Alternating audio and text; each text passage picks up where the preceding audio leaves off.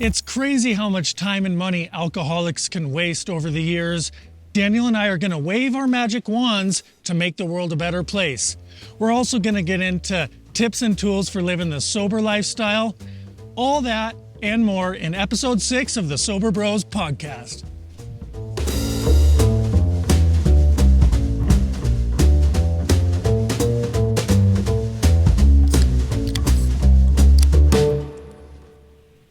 Brilliant, Winker. Sober bro. Okay, we got some bubblies here.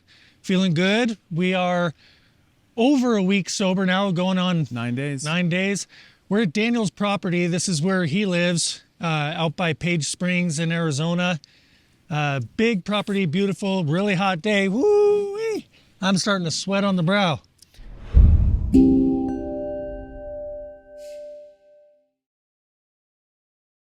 So, Daniel, I want to know if you could wave a magic wand and change anything in the world, what would that be?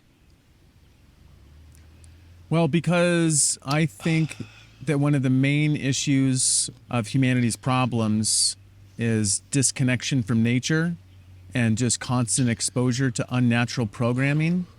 If I could wave a magic wand, I would grant everybody access to everybody that wanted. I would grant them access to at least 5 acres of their own land, to have a house free of rent or mortgage, an opportunity to grow food forests and have gardens of their own, and to be able to reconnect to God through nature. It's one of the things I'm actually doing with my business, Space of Love Foods.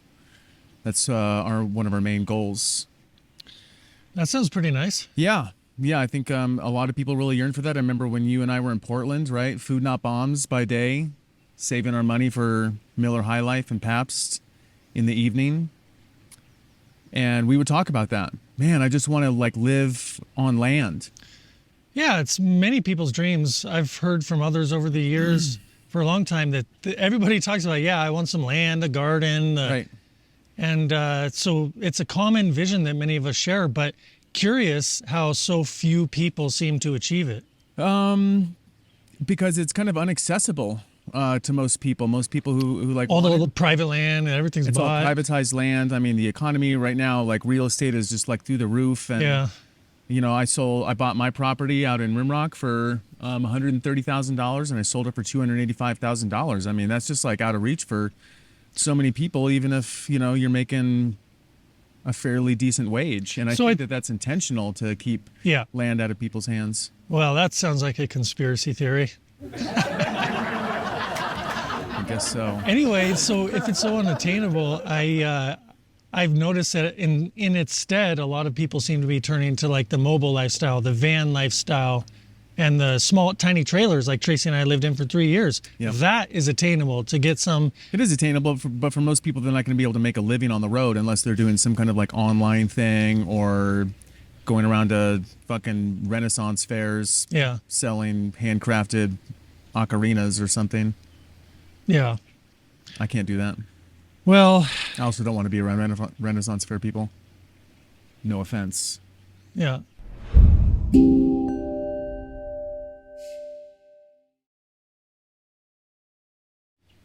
What would you do?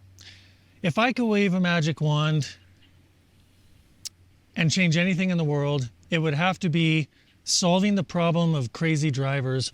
On my drive here, it's just every time I get behind the wheel these days, people are tailgating. Yeah. Now listen, I go the speed limit. I drive safe. I'm grateful to have the car and be moving faster than walking. If I could wave a magic wand, I would. And it's funny about the magic wand theory in my head, because it's not just a pretty little magic. It's a forceful dictator magic, because it's going to force other people to slow down and not tailgate, or when they pull in front of you, not to cut right over right in front of you, but give you space. My magic wand wants to create space on the road and slow things down and just be more grateful for the things that we have that enable us to go so far and faster, but not too fast. So my magic wand would be just to cure the horrible driving conditions out there on the road. They're getting worse, and it makes me deeply concerned about society because of the angst that I feel from other drivers. And that's a good one. I mean, I think a lot of the stress, especially in urban environments, has a lot to do with traffic. Yeah. And I'm just talking about country roads here in Arizona, but what if you go to California where a lot of these license plates are from? Yeah. You know, like my Los magic Angeles wand. traffic, Seattle traffic. Yeah. My magic wand is partially dictatorial, but it's also benevolent, you know? It's it's helping people to make the world a better place. It's good for you. Sure. Yeah. I mean, maybe I should rephrase mine. If I could wave a magic wand, I would just give everybody a lobotomy so that, it's benevolent. Yeah. Dictatorial, but benevolent. I like it. I wouldn't do that.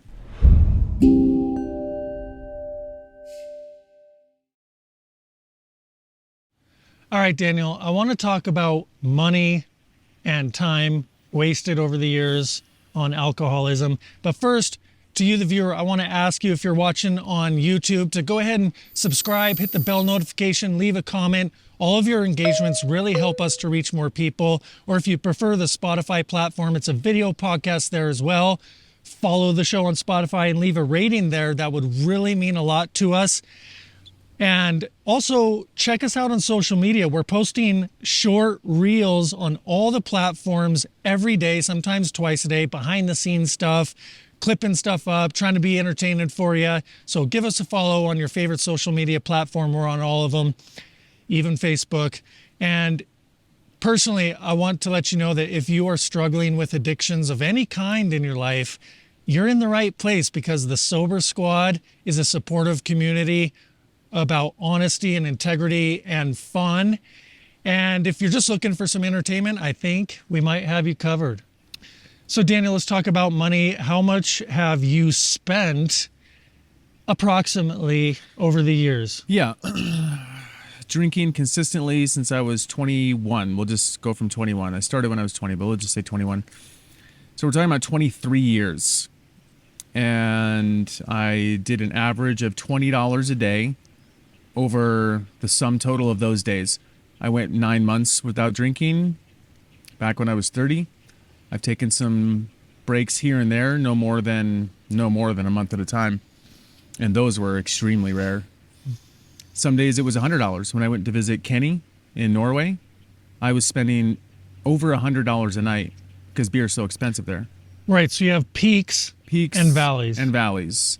When we were just slumming it up at Colonel Summers Park with a Frisbee, and I had like a case of Miller High Life, Hams, Pabst Blue Ribbon, whatever those things, I mean, even so, those were like, a case of those is going to be at least $15.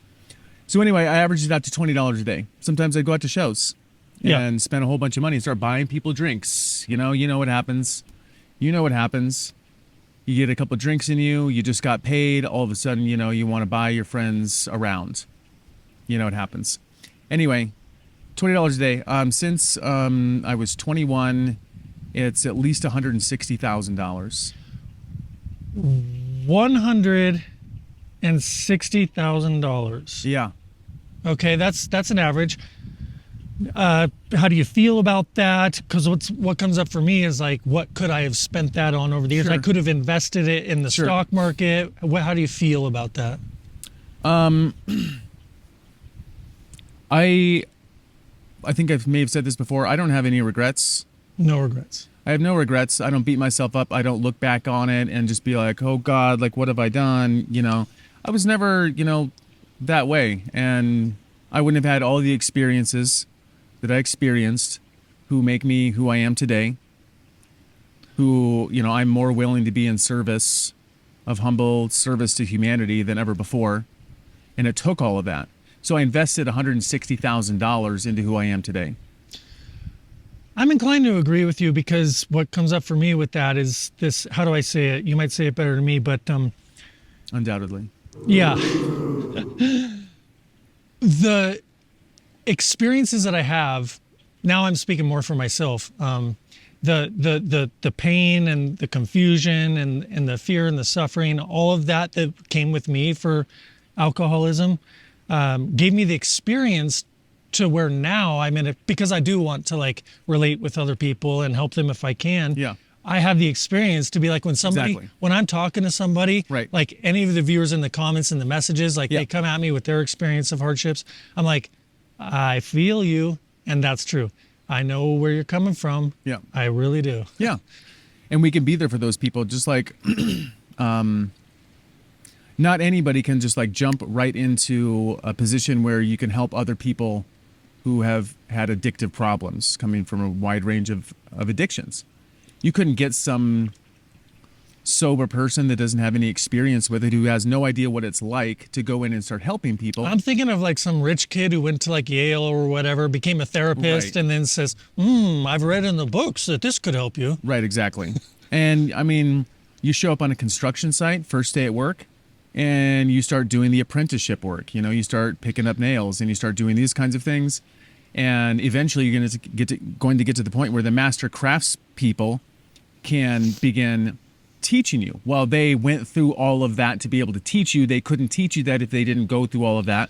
So we have gone through all of this so that we can offer our experience, our empathy, our compassion. So through the Sober Squad community, when people are coming to a place where they're ready for recovery and a new chapter in their life, We've acquired a lot of tools, and we are beginning to acquire even more tools on this, I think, newfound path of more of a permanent sobriety. more of a definitely, like there's no going back. I remember, now we're talking years ago, back in our early 20s, we were having a coffee at Stumptown, downtown, Portland, Oregon. We were hanging out on the sidewalk in the morning, hungover. It was a partially cloudy day. We were smoking and drinking our coffee. And you said something like, I can't keep doing this. This has got to stop. Jesus. You don't remember that? No, I mean, that must have been like upwards of Well, 18 years ago. Yeah. Yep, definitely. I don't have a good memory, but I do have some memories, and that was one of them. Like, and I was agreeing with you. I was like nodding my head because I was hungover. I was like, yeah. I mean, even then, because we went into alcohol hard, and the mornings could be rough. And you said, "Oh man, we just got to stop." And that was back then. And it got even worse. I mean, you remember that time we had gotten some Coke from you know who,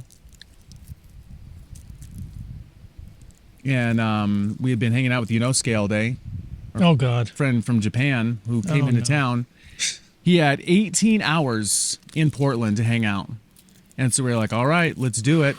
So I bought a bunch of Coke. I had never done Coke before.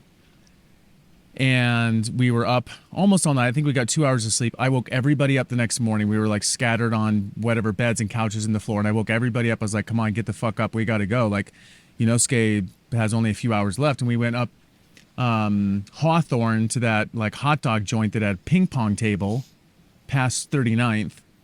Did even more, blah, blah, blah. Took Yonosuke to the airport. He pukes getting out of the cab. I don't know how we made it through customs. He got home.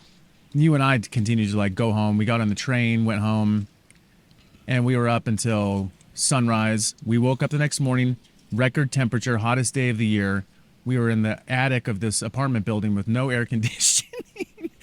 And we were just like the worst, lowliest excuse of like a human body. I think we woke up at like 5 p.m. It was something like that. I remember crawling across the floor and turning on the box fan and just laying in front of the box fan, trying to get sober enough to go get more beer. Oh God. That's another expense. You know, it was like sometimes there's that. Like, you know, all of a sudden you wanted to do Coke. We've never done Coke since then. I haven't. Yeah. Well, so for financials, you say 160,000 average. According to your ballpark estimate, mine is probably the same.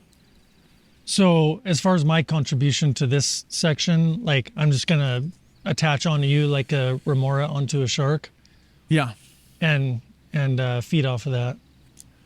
Yeah, that's what it was. And yeah, there have been thoughts where like, oh, if I had just been putting $20 a day aside, but I wouldn't have been Yeah. So stoked about it. yeah, my contribution to this, because my financials are about the same, is like I mentioned time also wasted in quotation marks. Gotcha. I want to mention to you, the viewer, real quick here, that there's an app called I Am Sober, and I highly recommend it. The link will be in the description. You should check it out. It's for Android and iOS, and they got a lot of really cool features in there. They got a free version. One of the features is tracking how much money you start your sober date in there, and it spits out some financial stuff for you, how much you spent over the years on alcohol, but also how much time you spent in association with that lifestyle. And so I punched in something like, for me, time wasted in associating with alcoholism was something like 3 hours a day as an estimate. Oh God.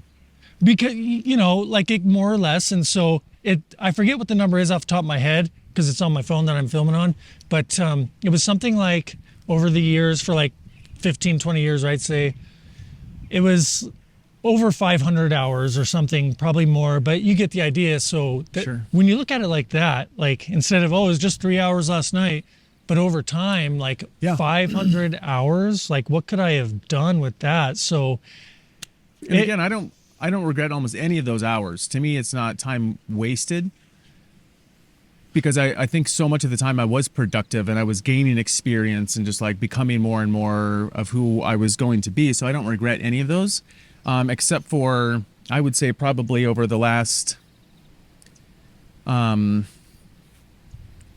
of years, it just got to the point where well, that's what I was going to say. I couldn't read anymore. No, that's what I was going to say. I can't read. I can't do research. You're talking about our 20s and I look at my 30s. journals and I'm like, I can barely read the handwriting because I'm like fucking drunk and just like scrawling. And that's different. But over the last like couple of years, especially, it's like when I start drinking at nighttime, I'm it's just like watching stupid ass movies because that's all I can do. Right.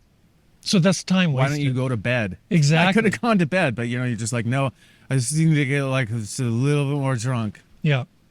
Yeah, man. Well, I get it. No regrets. There's nothing to do about fretting about the past or worrying about the future. The present moment is where we're at. I'm actually, like you, grateful for all the experiences and moving forward.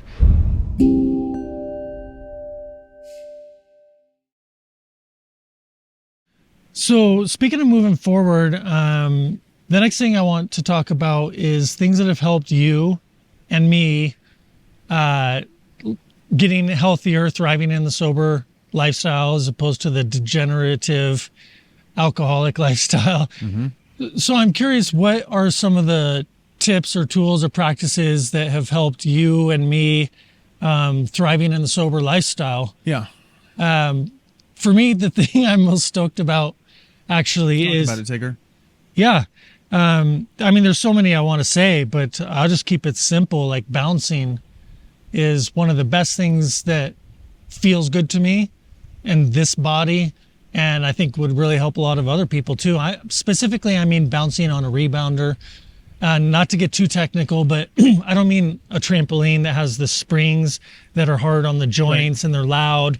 I mean the Bellicon rebounder specifically, because it has bungees and it's really soft. It's like the big trampolines you see in people's backyards, but condensed down to it's a mini rebounder that you can fit in your car, fit in the corner of your home, and just set it there and bounce anytime, which is especially good for people like me who sit a lot for their work. Just to like take a break every 30 or 60 minutes and just bounce. Yeah. So it stimulates the lymphatic system, gets the blood flowing. I put my AirPods in and put my favorite music tracks on and just bounce. It makes me really happy. It's really fun. And so I want to invite you to check it out. The links are in the description for the Bellicon rebounder specifically. It's the best one in the world. I think you're going to love it. But Bellicon is the only thing I got to say at this time. What about you? Got this thing that I like to use to take care of myself. This is my daily protocol. This is a basket I made myself in a primitive skills gathering. Nighttime can be one of the hardest times. Just trying to get back to sleep, get on a regular sleep schedule.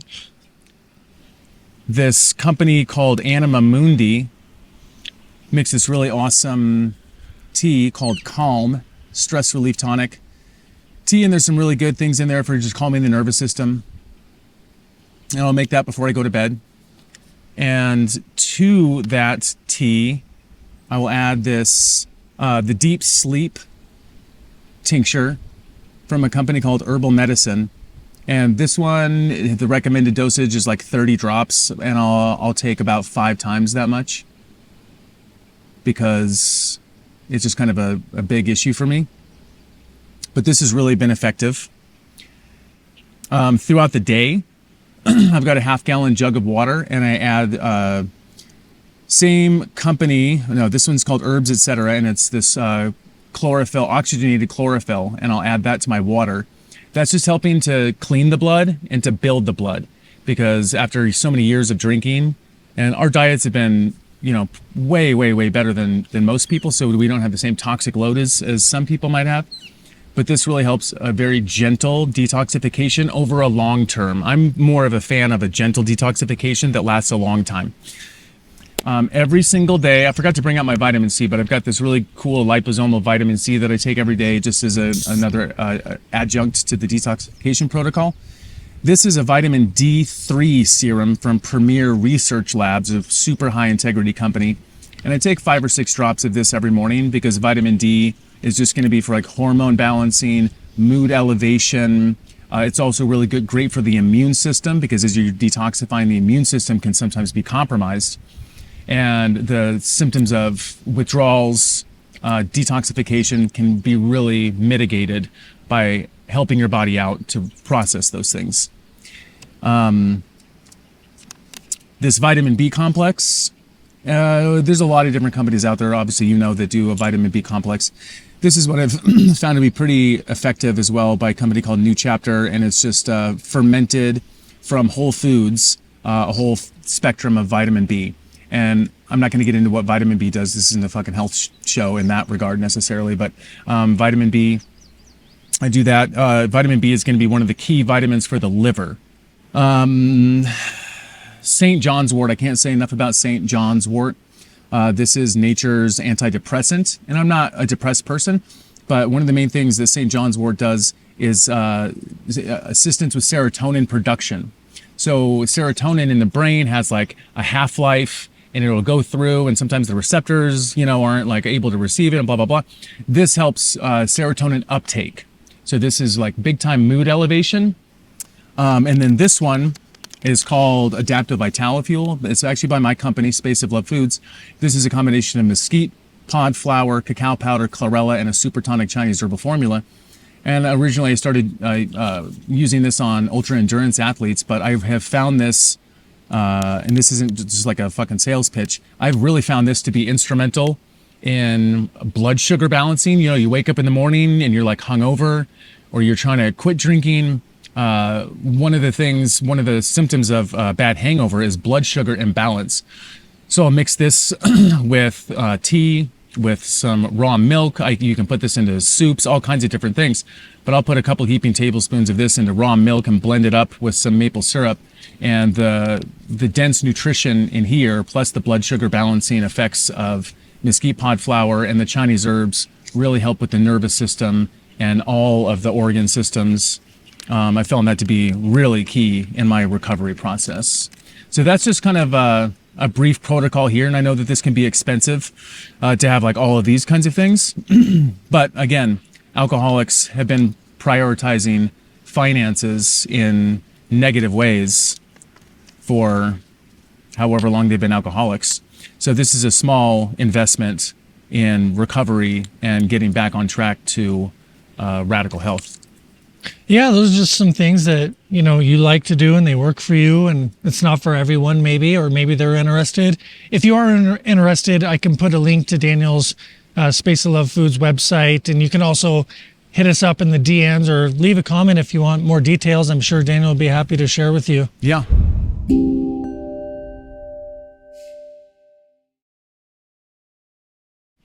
So I want to get into some comments and messages There have from been so many. Yeah, I can't get to them all, but I wrote down just a few of them here. I thought you and I could go over.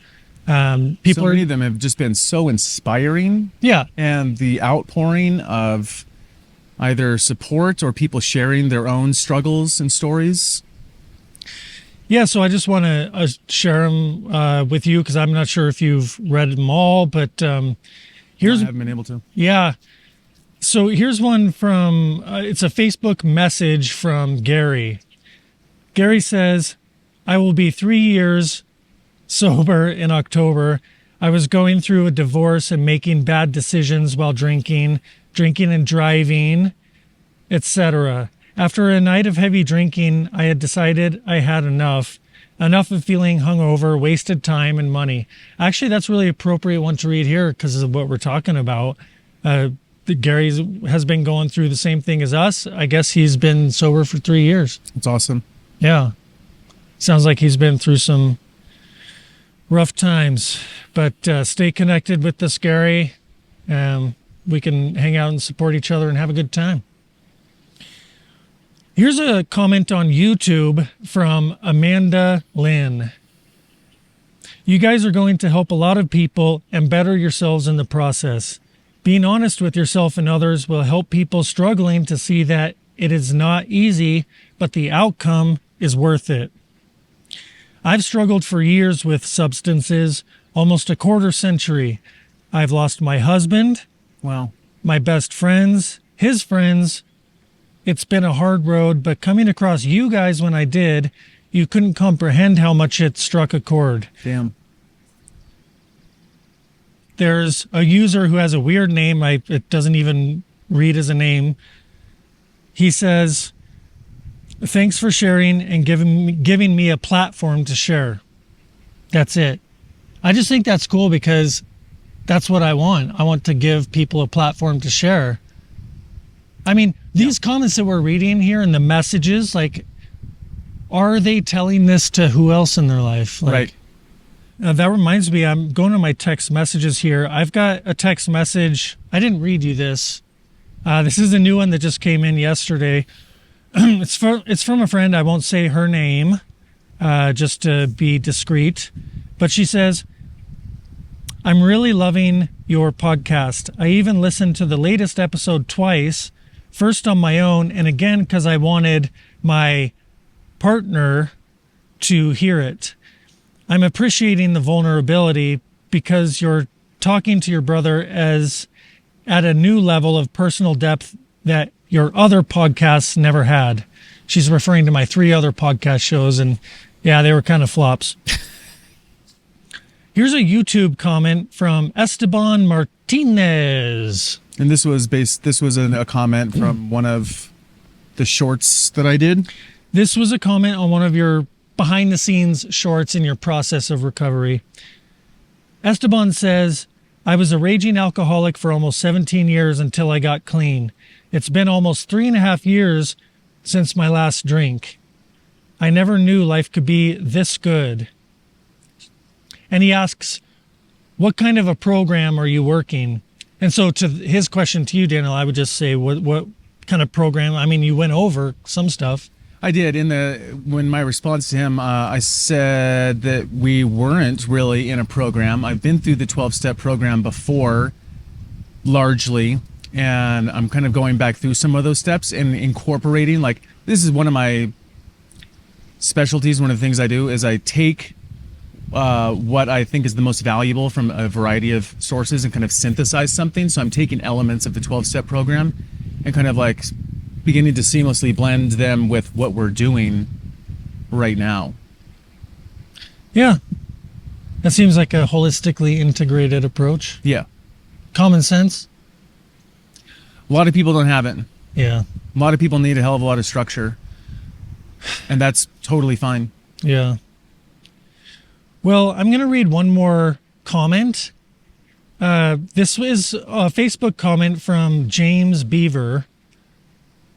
It's, again, in response to one of your personal shorts, sharing your process as you were drunk and then getting sober a couple weeks ago at this point. He says, you've got this, man. I just lost my mom to alcoholism, so I can truly respect that you're trying to stop. Keep it up for your daughter, for yourself, and the future. It's worth it. Yeah, that's awesome. I love how these people are just sharing, I mean, talking like they're friends, you know, like I lost my mom. Yeah, like this guy, Don Pepito. says, Hey, I "Bro, got that in my notes. I was going to read that. Yeah. Bro, you don't know how much this video just hit for me. I'm in the same boat and literally sheltering and not wanting to go anywhere, exhausted and still fighting urges. Today is day 3 and I woke up immediately thinking I'm so motivated not to drink and I like it. Then to see your video, thanks for sharing, bro." And I go, yeah, we don't know this person. He just like, that's amazing. It's so humbling. For me, it really is. Yeah.